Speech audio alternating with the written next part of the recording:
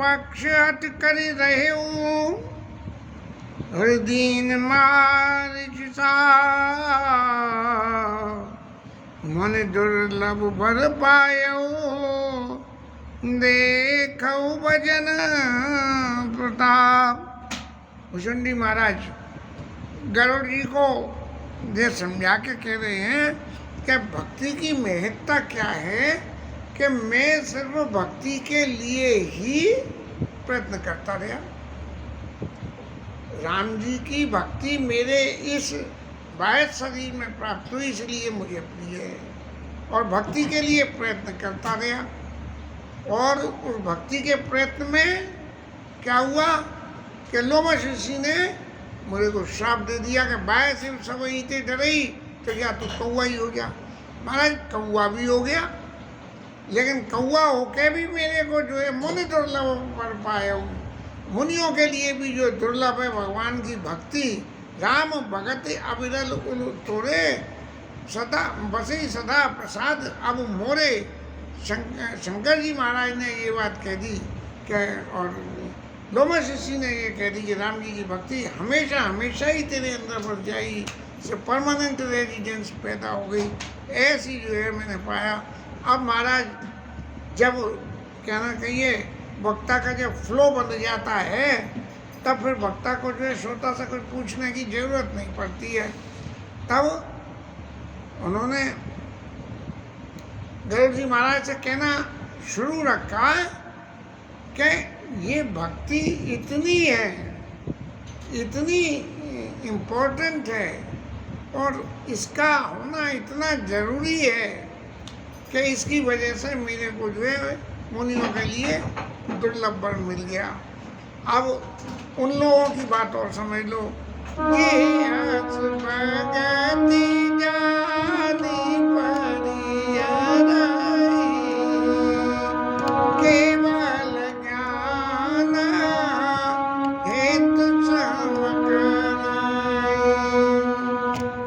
अब वो लोग जो कहते हैं कि ज्ञान से सब कुछ है और बिना ज्ञान के कुछ नहीं है, तो जो इस भक्ति को त्याग करके और केवल ज्ञान के लिए प्रयत्न करते हैं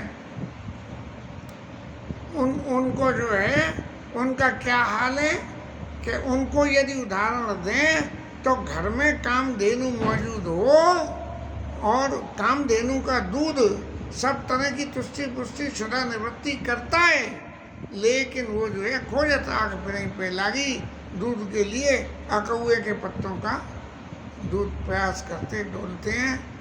ज्ञान के बड़े बड़े उदाहरण ऋषि मुनियों में अभी परसों तरसों सुनी थी कि भगत जी एक महाराज गुरु जी के आश्रम में चले गए। देखा गुरु जी ज्ञान के लिए प्रयत्न करके और बड़े आश्रम में चैन आराम से रहते हैं और ज्ञान का प्रयास करते हैं। उन्होंने बहुत सारी बात देखी, देख के मन में आया चलो तुम भी इसी आश्रम में बढ़ जाओ। गुरु जी से दीक्षा ले ली, आश्रम की सेवा करने लगे।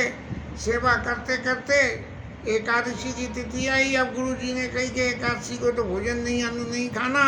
अब महाराज वो भोजन भट्टों ने कहाँ से जो है चैन पड़े, तो उन्होंने महाराज ऐसे तो चैन पड़ेगा नहीं, बिना खाए तो मैं रह नहीं सकता। तो बोले ऐसा है कि आश्रम में तो बनेगा नहीं, तुम यहाँ से भोग प्रसाद ले जाओ, यहाँ से सामग्री कच्ची ले जाओ और ले जाकर कहीं भी बना के अपने खा लेना, लेकिन एक बात ध्यान रखना, खाने से पहले भगवान का भोग लगा देना।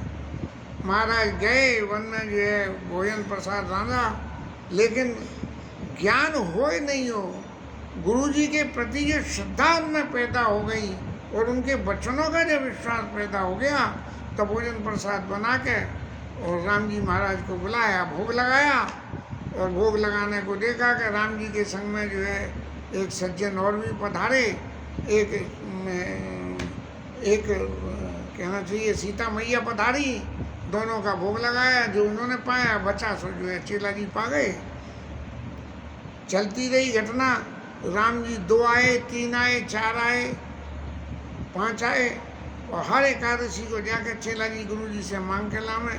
अब गुरु जी तो ज्ञान के लिए प्रयत्न कर रहे हैं, और चेला जी महाराज भगवान की भक्ति के लिए कि गुरु जी ने कही है कि भोग लगा के पाना, बस इतना ही बात पकड़ के भोग लगा के पाने के लिए करते रहे। आखिर जो है चारों भैया और वो जो है सीता मैया और संग में हनुमान जी महाराज सब पधारे। और भगत ने देखा कि अब तो बहुत हो गया, ये तो अत हो गई, आज भी बनाया हुआ भोजन प्रसाद कमती पड़ जाएगा। तो वो बोले कि महाराज अब आप ही इतने सारे, आप मैं अकेला खाने वाला, आप इतने खाने वाले हो, इसलिए आप ही लोग इस सबको जो है अमनिया करके और भोग लगा लो, बच जाएगा तो मैं पालूंगा। तब जो है गुरु जी आए, उन्होंने देखा कि प्रत्यक्ष में यहाँ राम जी आके भोजन करते हैं।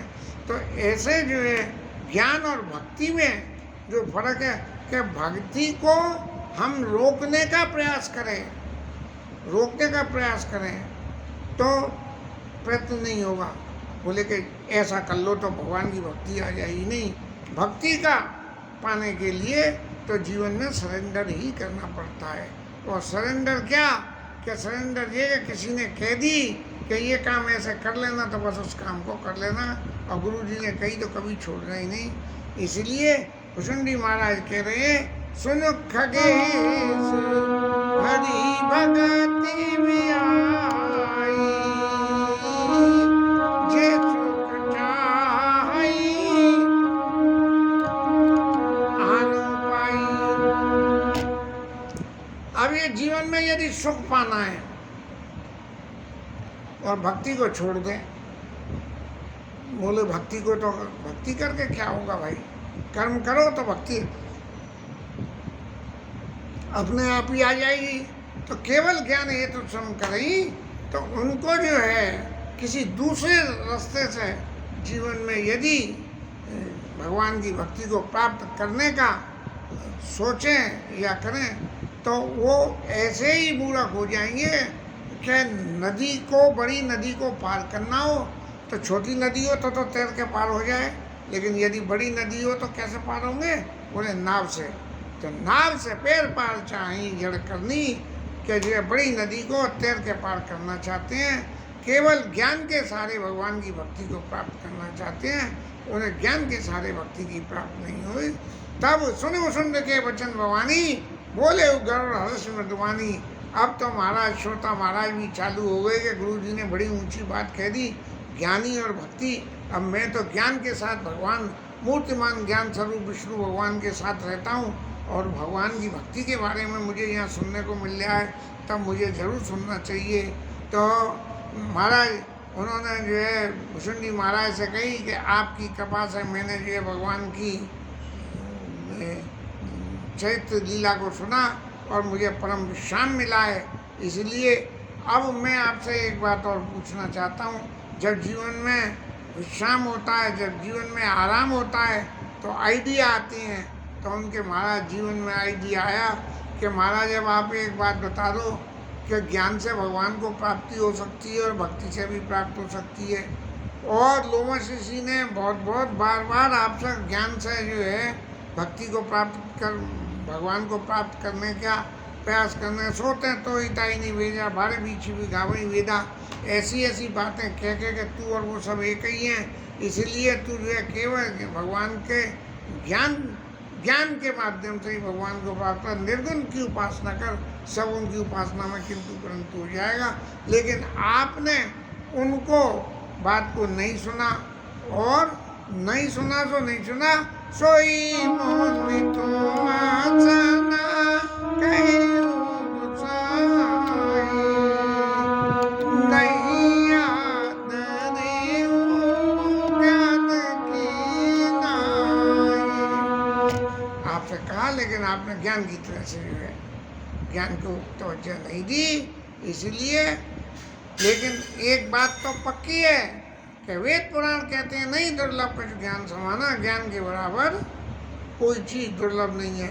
और सुलभ क्या चीज़ है, सोई मोहि तुम आसना कहियो बखानी, नहीं याद रेउ ज्ञान की नाई, नहीं याद रेउ भगत की नाई। ज्ञान तो अत्यंत दुर्लभ है महाराज, और दुर्लभ है और ज्ञान की बातें कही, लेकिन आपके पल्ले तो कुछ भी ना पड़ा, ना आपने उसका मान सम्मान करा कि महाराज कह रहे हैं तो मान लें।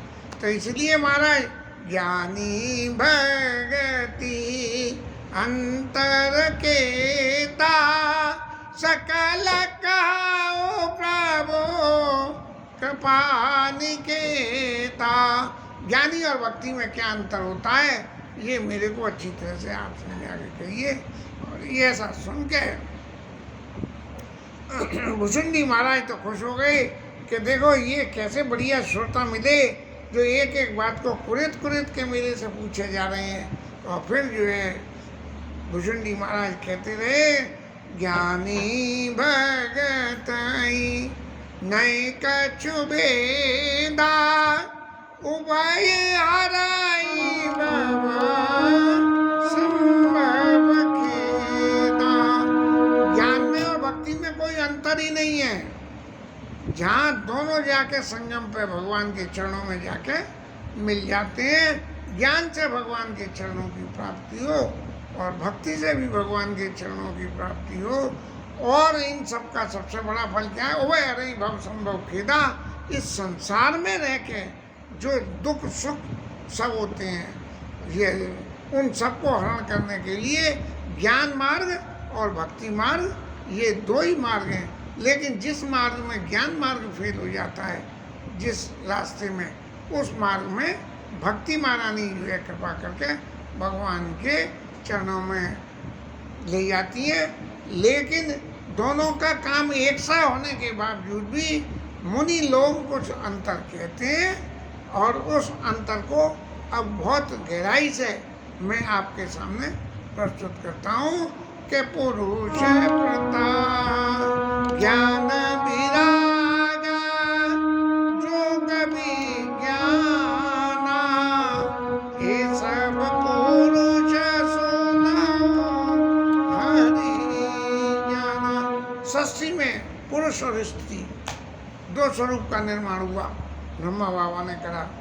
तब जब क्लासिफिकेशन करा गया तो ज्ञान, वैराग्य, योग और विज्ञान, ये चार चीज़ों को जो है पुरुष स्वरूप का नाम दिया गया कि ये पुरुष है। और पुरुष प्रताप प्रबल सब भांति अबला अबल सज जग। पुरुष जो है वो प्रबल माना गया, उसका प्रताप, उसकी सामर्थ्य ज़्यादा आंकी गई। और अबला अबल से जड़ जाती। और स्त्री, समाज में जो स्त्री स्वरूप है उसको अबला माना गया, मतलब सबला नहीं, अबला, अबल, निर्बल, सहज जड़। और जड़ता में सहजता। मैं जैसे गुलाब है, गुलाब में खुशबू होती है, तो गुलाब में खुशबू सहज होती है। जहाँ गुलाब पैदा होगा वहाँ खुशबू अपने आप ही आ जाएगी। ऐसे ही अबला अबल सहज जड़ जाती। जड़ता, बुद्धि में जड़ता सहज स्वरूप में ही प्रकट हो सकती होती है। और इन दोनों को स्त्री पुरुष, ज्ञान विज्ञान और योग, इन सबको एक तरफ पुरुष मान के, यदि ये ज्ञान विज्ञान अपने ही बूते भगवान को प्राप्ति करना चाहे तो अपने ही बूते भगवान को प्राप्त कर सकता है। कैसे कि पुरुष त्याग सकी नारी जो विरक्त मत दी न तो कामी विषयावस विमुख जो पद रवि। मतलब सबसे बड़ी बात ये कही है कि ज्ञान विज्ञान से यदि भगवान की भक्ति को प्राप्त करना है तो पुरुष त्याग से नारी स्त्री चरित्र को जो है त्याग करके और अपने सब विषयों से अपने आप को अलग करके है। न तो कामी विषय विमुख जो पद रघुवीर। और भगवान राम से जो विमुख हो, लेकिन यदि भगवान राम के सन्मुख हो तब क्या होगा, सो मुनि ज्ञान निधान। इतना करने के बाद भी मृगलोचन विदुमुख निरखी। ज्ञान के प्रभाव से जब इतना ज्ञान हो जाए कि परित्याग कर दिया, संसार के विषय सुख भोगों को सबको परित्याग कर दिया, उन सब के बावजूद भी यदि मृग नयनी विदुमुख नयनी, चंद्रमा के रूप वाली मृग नयनी यदि स्त्री का दर्शन हो जाए तो विवश हो हरिजान नारी विष्णु माया प्रकट। महाराज शास्त्रों में तो इतने इतने वर्णन है कि विश्वामित्र जैसे मेनका के ऊपर में क्या कुछ हुआ नहीं हुआ वो सब बात यहाँ करने की नहीं, लेकिन वो ज्ञान प्राप्त होने के बाद में भी यदि विदुलोचन मृग नयनी विदुमुख ने रखी, वक्के से रेत वाली और चंद्रमा के से चेहरे वाली हो तो वो महाराज ज्ञानी महाराज का ज्ञान भी रखा रह जाता है। इसीलिए अब महाराज इन ज्ञान और भक्ति की बातों को, ये तो सांसारिक रूप के उदाहरण हो गए, लेकिन मैं अपने सिद्धांत के हिसाब से जो विशिष्ट है वो मैं आपसे कहता हूँ कि वेद और पुराणों से जो मैंने सीखा और समझा, मैं उस मत को कहता हूँ कि उस मत में एक सबसे बड़ी बात है कि मोहन नारी नारी के रूपा पन्न गारिया पुरुष तो मोहित हो गया, लेकिन स्त्री स्त्री के रूप के ऊपर में मोहित नहीं होती है। और प्रभु माया भगत सुनो तुम तो नारी वर्ग जाने सबको। वेद पुराण कहते हैं कि माया और भक्ति दोनों ही स्त्रियाँ हैं। और उसमें क्या है कि भगवान को भक्ति प्रिय है और माया कल नर्तकी बिचारी। जैसे राजा महाराजाओं के दरबार में नृत्य करने वाली कोई नृत्यांगना हो, बहुत बढ़िया नृत्य करे, महाराज लीजिए और उसे इनाम दें, तो इस तरह से माया भगवान के दरबार में नृत्य करने वाली नर्तकी का उसको राजा को कभी उसके ऊपर आसक्ति नहीं रहती, लेकिन उसकी तारीफ होती है, सब कुछ होता है। भक्ति शान कुल रघुराया, भक्ति के ऊपर में भक्ति हमेशा भगवान के साथ रहती है, इसलिए भक्ति के संग में भगवान हमेशा अनुकूल रहते हैं। और चूंकि भक्ति के साथ में भगवान अनुकूल है, इसलिए माया जो है ताते ते डर पतती, माया भक्ति से डरती रहती है। और राम भगति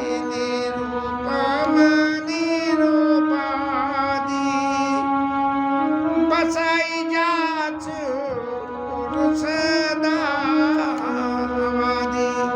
राम जी की भक्ति जिसके हृदय में हमेशा वास करती हो, उसका क्या हाल होगा?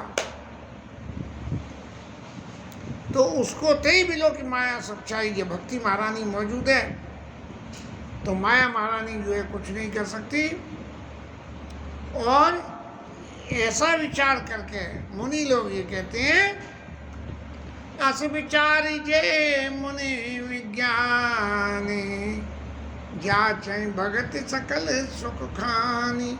इसलिए भगवान से भक्ति की मांगना करते हैं, माया की मांगना। माया के चक्कर में नारद बाबा फंसे और सती मैया फंसी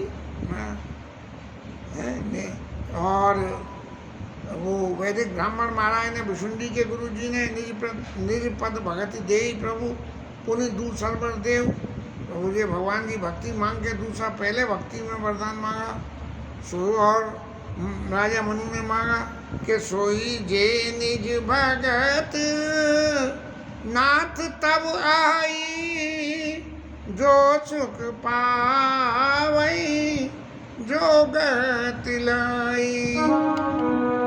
सोई सुख सोई गति सोई भगति, सोई निज चरण सने, सोई विवेक सोई रानी प्रभु हमें कृपा करी दे। भक्ति मांगी और भक्ति से जो ज्ञान जो विवेक पैदा होता है वो उन्होंने मांगा। अब ये राम जी की यह रस रघुनाथ कर बेग न जाने कोई, हर कोई से समझ में नहीं आता है। और जो जाने रघुपति कृपा सपने मोह न होई। यदि इस बात को समझ जाए ज्ञानी और भक्ति के अंतर को, तो स्वप्न में भी कभी उसको मोह नहीं हो सकता है। लेकिन ये हर कोई आसानी से नहीं जान सकता है। और इन सब के अलावा ज्ञानी भक्ति का एक भेद और है। इस भेद को जो है ज्ञानी भक्ति का एक भेद और है। वो भेद इतना इम्पोर्टेंट है कि वो मैं आपको जब सुनाऊं तो सुनने से क्या होगा, क्या जो सुने ओ राम पद प्रीति सदा अवचीन, प्रीति सदा अवचीन। बड़ी इम्पोर्टेंट बात है। हालांकि चैप्टर तो काफ़ी क्लिष्ट है और क्या कहा जाए, तो रोज बोलते बोलते आदत हो गई है, इसीलिए बोल पा रहे हैं। नहीं तो हम जैसे आदमी की क्या बिसात है कि ये भुशुंडी महाराज जो इतने जन्मों में लेने के बाद जो उस ज्ञान की प्राप्ति कर सके, उस ज्ञान के बारे में हम कुछ कह सकें। लेकिन फिर भी जो भुशुंडी महाराज कह रहे हैं, उन्हीं के शब्दों में अपनी थोड़ी सी विद्या बुद्धि खर्च करके कि हम क्या कर सकते हैं कहना चाहते हैं। और इसमें ही जो है भुशुंडी महाराज कह रहे हैं कि ये बड़ी लंबी चौड़ी कहानी है माया और भक्ति की, इसीलिए इसमें ज़्यादा झमेले में पड़ने की ज़रूरत नहीं है। एक ही बात समझ लो कि ईश्वर अंश जीव अविनाशी, चेतन अमल सहज सुख राशि, जो उन्होंने कही थी महाराज कि जीव ईश्वर का अंश है। और होता क्या है, सो माया बस भयो गोसाई, बंध्यो कीर मरकट की नहीं। जैसे बंदर को जो है वो मदारी बांध लेता है और तोते को पाल लेते हैं पिंजड़े में, चोंगली पकड़ के लटक जाता है, ऐसे ही ये जीव जो है वो माया के वशीभूत हो जाता है। और जैसे ही ये माया के वशीभूत होता है तब जड़ चेतन जंत पड़ गई, यद्यपि मसा छूटत कठिनाई। ये जो है ईश्वर और जीव के बीच में जो ईश्वर की चैतन्यता और जीव की जड़ता, इसके बीच में माया रूपी एक गंती गांठ लग गई। एक रस्सी के बीच में जो गांठ लग जाए और उसमें होके हाथ फेरो और जरा जोर से कर्रा दबा के फेरोगे तो हाथ की खाल छिल जाएगी। इसलिए जब गंती पड़ गई तब क्या हुआ कि गंती पड़ने से हमारा जो है संसार, तब ते जीव भयो संसारी और छूटी न गंत, तब ते जीव भयो संसारी और छूट न ग्रंथि न होई सुखारी। न वो गांठ छूटे माया की लगी हुई और न वो जो है सुखी हो। अब श्रुतियों ने पुराणों ने तो बहुत उपाय करे और उन उपायों का सबका असर क्या हुआ कि शुद्ध पुराण भाई कई उपाय हुए, छूटना अधिक अधिक अर जाई। जितना छुड़ाने का गांठ को खोलने का प्रयास करा उतनी और लग गई। क्योंकि जीव हृदय तम मोह विशेषी, जीव के हृदय में मोह, ये मेरा, मैं ऐसा जो है मोह होता है। इसलिए यदि गांठ खुल भी जाए तो खुली हुई गांठ भी उसको नहीं दिखती है, लेकिन खुली हुई गांठ दिखती कब है। ये जो लीला है, ये लीला थोड़ी ज़्यादा ही लंबी लीला है। और कभी एक समय में रामायण पाठ करते करते इसके बारे में बहुत कुछ समझ में आने लायक बात बनी, लेकिन फिर समय के हिसाब से दिमाग में से निकल गई। और महाराज आज इसे यहाँ विश्राम दें कि ये ग्रंथि कैसे छूटे, ये ग्रंथि कैसे छूटे, इसका उपाय जो भुशुंडी महाराज बता रहे हैं उसको कल हम लें।